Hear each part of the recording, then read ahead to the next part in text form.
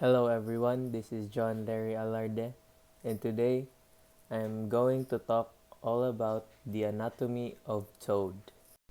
So first of all, most of us people doesn't know that frogs and toads are different. So they differ from their skin, size, and parts. So first, the external anatomy of toad, body regions.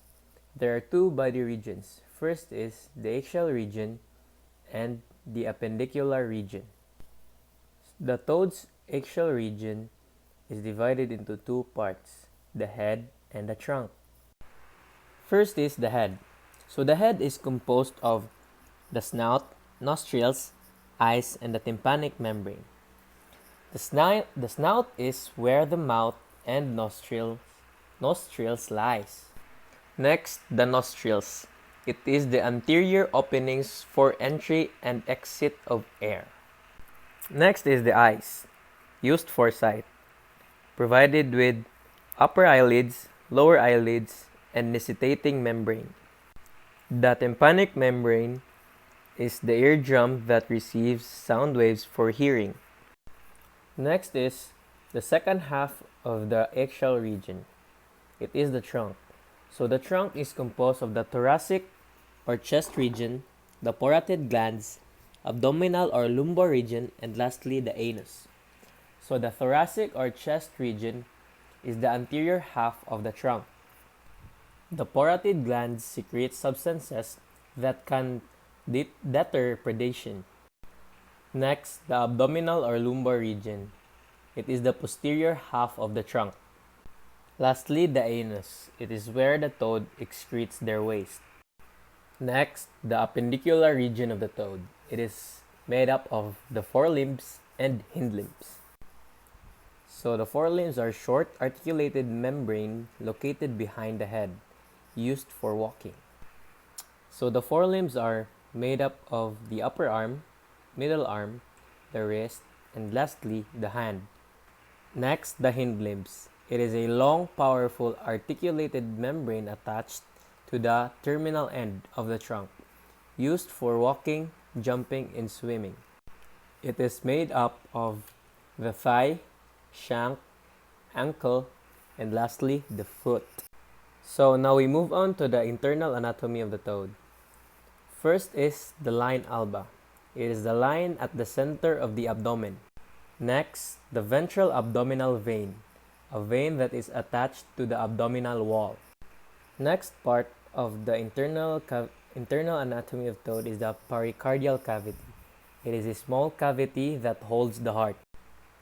The heart. It is made up of the left atrium. It receives the oxygenated blood from the lungs. The pulmonary veins. It carry blood from the lungs to the left artery. The right atrium receives the deoxygenated blood from the different organs. The vena cava carry blood from the right atrium, precava and postcava.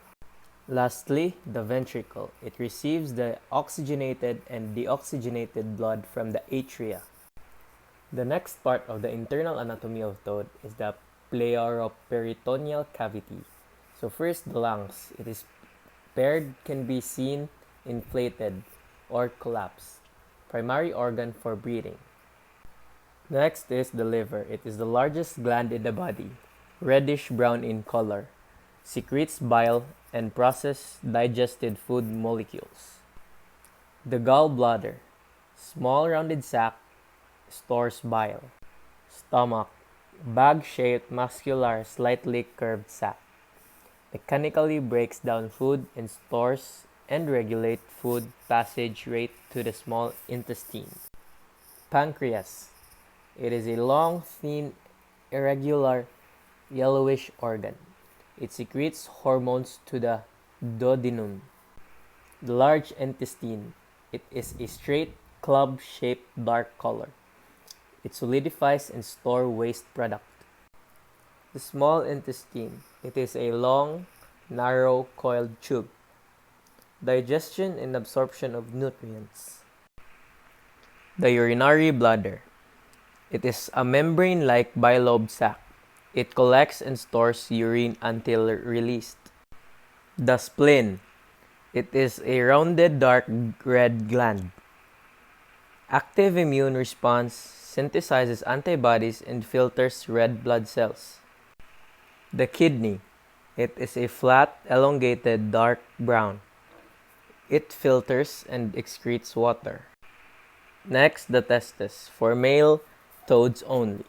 It is a pair of oval or elongated cylindrical yellowish bodies. It produces sex cells, called the sperm. Fat bodies, still for male toads. Finger-like yellowish bodies. Stores energy needed for hibernating, metamorphosis, and mating. Ovaries for the female. It is a dark organ filled with eggs. Produces egg cells. And lastly, the oviducts. For female only. Paired with white coiled tubes, it carries egg from the ovary to the cloaca. So now let's move on to the toad's respiratory system. Respiration. It allows the exchange of gases between the external environment and the body. It provides oxygen and removes carbon dioxide from the tissues. Cutaneous respiration. The thin membranous skin of the toad enables diffusion of gases between its blood vessels and the surroundings. Pulmonary respiration. It allows the exchange of gases in and out of the lungs. Now, the organs involved in the toad's respiratory system. First, larynx. It is a round or ovoid structure. It communicates with the floor of the bronchus. Glottis. Slit opening of the larynx. It controls airflow in and out of the respiratory passages. Vocal cords. Pair of white delicate substance located beside the glottis. It makes the sound when there is an airflow. The lungs. A pair of big thin-walled sac.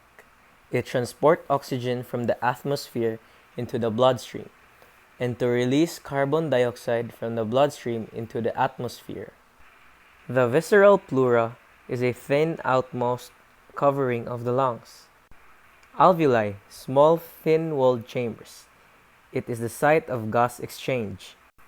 And lastly, the bronchi, a pair of short tubes from the larynx. It is the passage of air from the larynx to the lungs and vice versa.